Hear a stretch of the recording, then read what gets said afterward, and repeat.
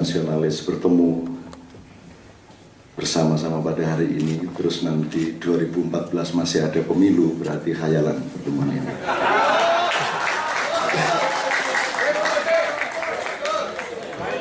Kalau dalam waktu 1 sampai 2 tahun belum ada penjebolan konstitusi dan undang-undang yang anti rakyat dan anti nasionalisme, dan kemudian kembali kepada posisi 17 Agustus 45 dalam waktu 1-2 tahun, apapun caranya, maka pertemuan ini adalah pertemuan takhayul.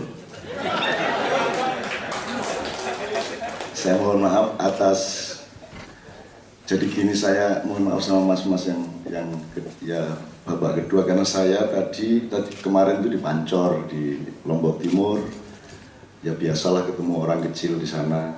3-4 ribu siang malam, terus nanti malam saya harus di Gor Mataram, jadi mau nggak mau saya belum punya kewenangan untuk menunda flight Garuda, sehingga saya harus cepet-cepet setelah jam 12 ini lari ke bandara, jadi saya mohon maaf. Juga karena waktu saya sangat sempit, oleh panitia saya dibatasi paling lama 10-15 menit, maka saya datang ke sini ini membawa teks yang bahasanya bukan bahasa aktivis, tapi bahasa orang biasa sehari-hari, jadi agak kurang, ya bahasanya Ivan waktu di Berlin lah. Pertama, negara itu gunanya supaya 3 hal pada manusia dan rakyatnya itu aman. Jadi pemerintah itu dibayar untuk mengamankan 3 hal. 1, nyawanya. Nomor 2, martabatnya. Nomor 3, harta bendanya.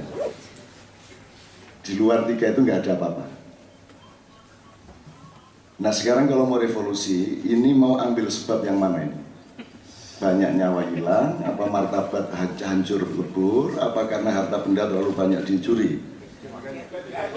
Ketiga-tiganya. Tapi ini masing-masing akan memberi output yang berbeda pada skala prioritas dan akurasi strategisnya agak berbeda. Kalau pertimbangannya harta benda, ya seperti reformasi saja, bilang sama Soeharto, ini jangan nyuri sendirian, saya juga pengen nyuri. Maka sekarang jadi Soeharto semua, seluruh Indonesia. Nah, jadi yang mana? Martabat. Kalau soal martabat, ayo. Karena kita sudah tidak punya martabat. Kita sudah mengalami peristiwa-peristiwa pemerintahan yang sangat menghina martabat manusia, sangat menghina akal sehat, sangat menghina. Gunanya sekolahan itu supaya jelas dia kerjaannya nanti, kan gitu kan? Kalau dia sekolah ekonomi, dia ntar ngurusin ekonomi. Kalau dia sekolah peternakan, ntar ngurusin kambing dan ternak-ternak. Kalau sekolahnya IT, jangan ngurusin olahraga. Nah terus gunanya universitas apa? Nah,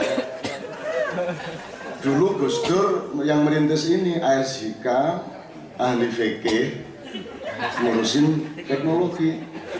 Nah itu kalau Gus Dur enggak apa-apa karena dia wali ke-10. Nah, tapi kalau SBY kan bukan wali, dia kan hanya orang yang ingin melindungi supaya Hambalang tidak melebar-lebar kerjanya. Maka ditaruhlah Rai Gedek itu di. Memang saya sudah bilang bahasa sehari-hari ya. Saya baca aja daripada saya. Karena tiap hari saya ngomong sama orang-orang biasa, jadi kalau sama aktivis saya mending saya kasih pointers. Yang pertama, judulnya 6 Jalan Revolusi. Aslinya 5, cuman di sini terus terpikir ada 1 lagi.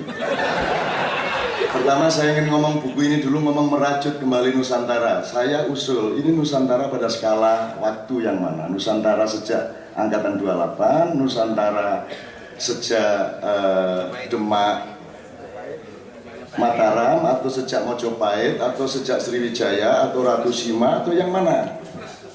Kan gitu, atau Nusantara plus Nusantara berapa, volume berapa? Jadi kalau mau ngomong merajut kembali Nusantara, harus diperjelas dulu melalui penelitian yang objektif, diskusi para expert, maupun diskusi publik untuk memastikan bangsa Indonesia ini satu. Harus dipastikan kita ini bangsa Garuda ataukah bangsa Emprit. 2, apakah kita ini bangsa besar ataukah bangsa kerdil. Yang jelas, Sebab kebangkitan orang besar berbeda dengan kebangkitan orang kerdil. Kebangkitan ayam berbeda dengan kebangkitan burung. Kalau kamu tidak tahu kamu ayam atau burung, bagaimana caramu bangkit? Sudah jelas kamu ayam mau terbang-terbang.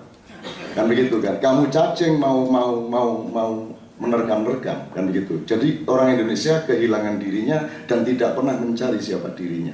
Jadi kalau mau merajut Nusantara kembali harus ada penelitian yang cukup panjang dan ada diskusi di semua lapisan. Nomor 3, kita ini bangsa merdeka ataukah bangsa jajahan?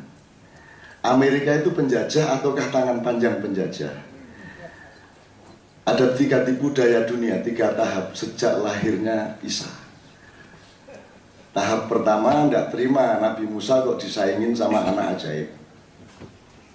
Kalah populer Nabi Musa. Ini kan bayi tidak punya bapak bisa ngomong. Kan Nabi Musa kan paling cuma belah laut, itu pun kalau disuruh baleni sorenya tidak terbelah lautnya. Karena yang sakti Tuhan bukan tongkatnya dan bukan Musa lah. Jadi dia kalah hebat sama Nabi Isa. Akhirnya cemburu lah ini anak buahnya Musa. Terus akhirnya bikin rekayasa, memfitnah segala macam, berpuncak pada penyaliban Yesus Kristus. 37 tahun kemudian dibikin rapat setelah kenaikan Isa. Soalnya, loh setelah saya salib kok malah lebih populer.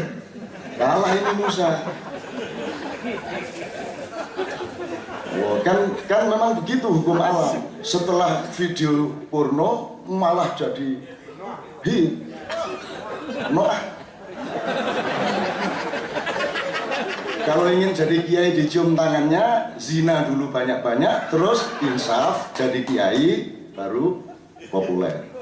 Gunanya Islam di muka bumi ini adalah khusus untuk para koruptor, begitu tertangkap pakai peci dan jilbab. Dan begitu diadili pakai tasbih, bunyinya asu.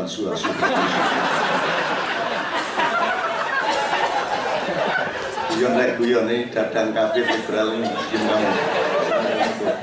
Oke, saya akan setia pada ini. Bangsa merdeka atau bangsa jajahan. Nomor 4, kita ini bangsa setua apa? Kita ini lebih muda dari orang Yahudi, apa kakeknya orang Yahudi? Kalau Yahudi suka menipu, apa tidak benar bahwa kita lebih pandai menipu? Sepandai-pandai Yahudi menipu, masih lebih pandai kita, karena mereka hanya cucu kita. Karena kita lebih tua dari Nabi Ibrahim. Kita adalah anaknya Nabi Nuh ketika istrinya dirasuki iblis. Hamil jadi kita. Maka kelakuan kita campuran malaikat dengan iblis. Ini kalau tidak percaya silakan selidiki. Kamu tidak akan punya bahan, hanya aku yang punya bahan. Nah jadi Nusantara yang mana, Bu? Oke, saya maksudnya yang penting kan orang kompak ya. Tapi kan boleh dong orang dikasih gede hatinya. Kamu itu dulu turunan ini. Apa ini hubungannya sama Atlantis, Sundaland, ya toh? Sundawiwitan, Inkamaya. Ataukah bangsa Indonesia, bangsa Nusantara adalah hibrida gagal produk? Jadi ini campuran makhluk bermacam-macam yang agak kurang sempurna produksinya. Akhirnya gini, milih presiden dilihat gantengnya, gitu ya. Semua menteri juga manis-manis, ganteng-ganteng. Dan banyak parameter lain. Saya baca aja, saya berkepanjangan kalau gini. Apakah bangsa Nusantara hari ini terserah siapapun asal-usulnya, terserah dia bangsa besar atau tidak? Tidak peduli dia turunan tekek, apa turunan Nabi Adam, apa turunan Homo sapien, Homo erectus, atau Homo seksual. Apakah mereka sanggup berevolusi? Kalau melihat kondisi objektif NKRI hari ini, 1, dilihat kinerja pemerintah dan mental pejabatnya. 2, filosofi kebangsaan dan konstitusi kenegaraannya. Nomor 3, semakin terkikisnya martabat dan harga diri bangsa dan manusia Indonesia. Nomor 4, tidak berlakunya akal sehat politik dan rendahnya moral pengelolaan negara yang sampai ke tingkat serendah-rendahnya. Kalau kata Tuhan, ulaika kal an'am bal hum adall. Sebagai kiai sedikit-sedikit saya keluarkan. Ulaika kal an'am artinya mereka sudah seperti hewan, bahkan lebih hina daripada itu. Nomor 5, berdasarkan terlalu banyaknya harta benda rakyat dan negara yang dirampok oleh kekuatan asing serta dimalingi oleh pengurus-pengurusnya sendiri, maka urgensi revolusi 100%.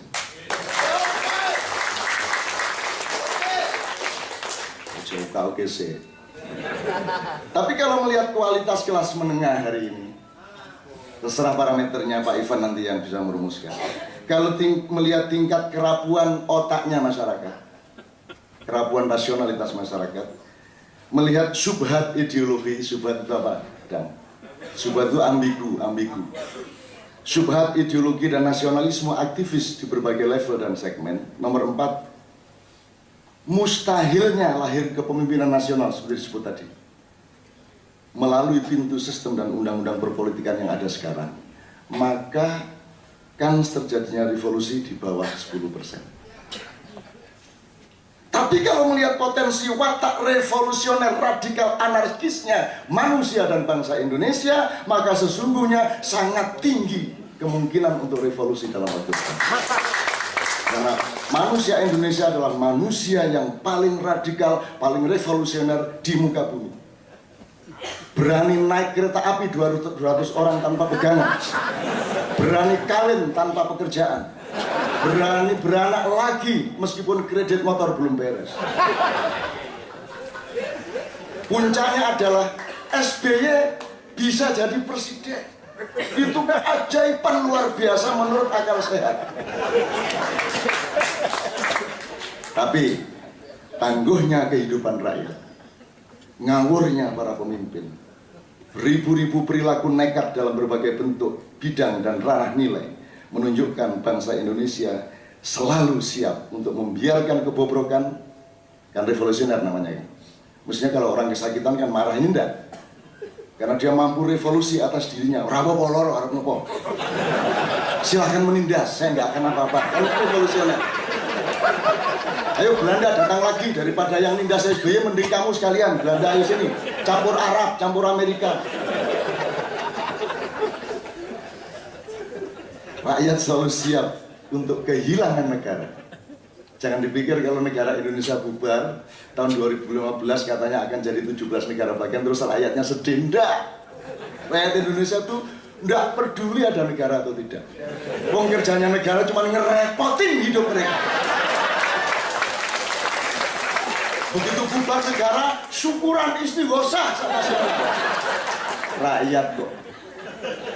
Tuhan kaget loh, kok gitu? Saya salah bikin ini bahasa Indonesia. Dulu Gus Dur tok yang Tuhan bingung, saya dulu bikinnya nggak gitu loh. Sekarang saya Indonesia, Tuhan bingung loh, aku dulu bikinnya nggak gini. Ini mesti ada subversi iblis gitu. Akhirnya Tuhan nyari iblis nggak ketemu sampai hari ini, padahal di Cikeas ya.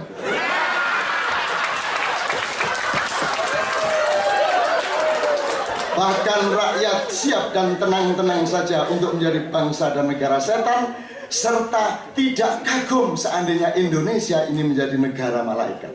Karena orang Indonesia bisa menjadi setan, sedetik kemudian bisa menjadi malaikat. Jadi kalau Bang Hariman mau revolusi, rakyat siap. Nah, ini nanti halaman berikutnya soal Hariman. Jadi terserah mau revolusi karena alasan harta benda dicuri habis-habisan, ataukah alasan makin sirnanya martabat dan harga diri bangsa serta manusia Indonesia sampai terpuruk kerendahan dan kehinaan yang amat memalukan di mata dunia, atau karena perjuangan moral. Tapi ada 6 kemungkinan jalan revolusi. 1. Orang Madura, Mahfud MD, menunjukkan kemaduraannya.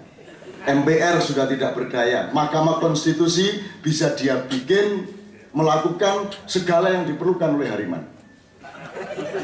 Mahkamah Konstitusi menganulir sekian undang-undang dan konstitusi yang anti rakyat. Diumumkan ini tidak sah, harus ganti. Kalau tidak cocok, carok. Mahfud MD bisa bikin surat menganulir pemerintah bahwa Presiden SBY tidak sah, KPU masih syubhat, jadi tidak sah. Kalau ada revolusi dari Mahkamah Konstitusi dan kalau Mahfud berani, baru nanti saya angkat jadi presiden. Tapi kalau Mahfud tidak berani, ini jangan dipuji dulu. Buktikan Madura, Mahfud.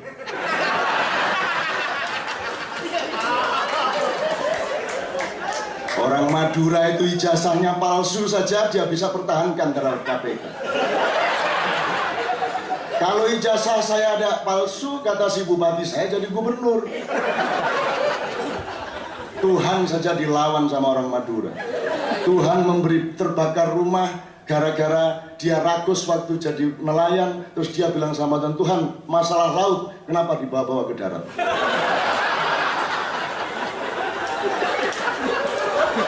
Enggak jadi revolusi, ketawa dulu ini ya. 2. Presiden SBY, siapa tahu ya, melakukan tindakan revolusioner atas dirinya dan negaranya. Mengacu pada hayam wuruk yang membatasi dirinya berposisi sebagai kepala kerajaan atau kepala negara dan menyerahkan kepemimpinan pemerintahannya kepada Perdana Menteri yang namanya Gajah Mada. Terserah prosedur konstitusinya. Tapi SBY, saya tak jadi lambang negara saja. Saya minta, saya akan bikin Dewan Negara. Semua orang-orang tua yang terpercaya bersama saya. Terus nanti saya angkat Perdana Menteri, pokoknya entah apa namanya yang ngurusin. Ini kalau SBY berani. Kalau enggak apa-apa. Wong ini juga iseng-iseng. Nomor 3. Ini juga mungkin Anda tidak sangka, tapi saya optimis. Sesungguhnya alam pikiran rakyat, apa saja yang ada mengalir di saraf otaknya dan di kandungan hatinya, itu adalah produk dari media massa. Jadi sesungguhnya alat produksi sejarah yang yang primer, alat produksi sejarah yang primer itu terletak di genggaman tangan media massa. Jadi media massa punya potensi sangat besar untuk bikin revolusi. Kalau di langit ada lauhil mahfud, di bumi ada media massa. Maka rakyat bisa menyerahkan nasibnya kepada Yakub Utama, kepada Gunawan Muhammad, kepada Surya Paloh, kepada Haritanu, kepada Dahlan Iskan, kepada Hilang alias Ica, dan lain-lain. Untuk segera direvolusi seradikal mungkin menuju Indonesia baru yang adil dan makmur serta disukai oleh Tuhan. Nah, ini juga khayal, tapi siapa tahu bisa gitu. Yang beneran ini nanti nomor 6.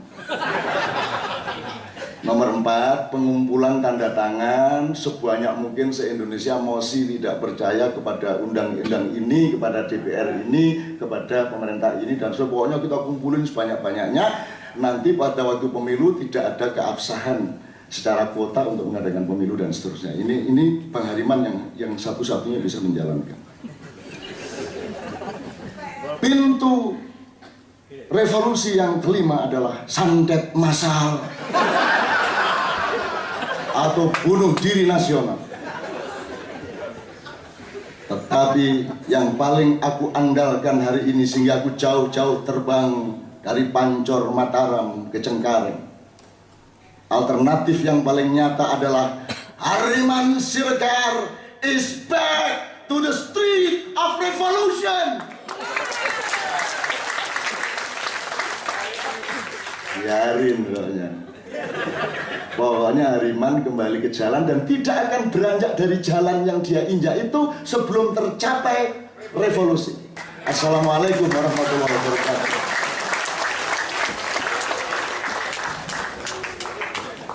Terima kasih Cak Nur. Tidak ada komentar lain saya kira kecuali luar biasa memang Cak Nur ini kalau berorasi. Silakan selanjutnya kita lanjutkan kembali paparan ini dengan Bang Marwan Batubara yang akan bicara.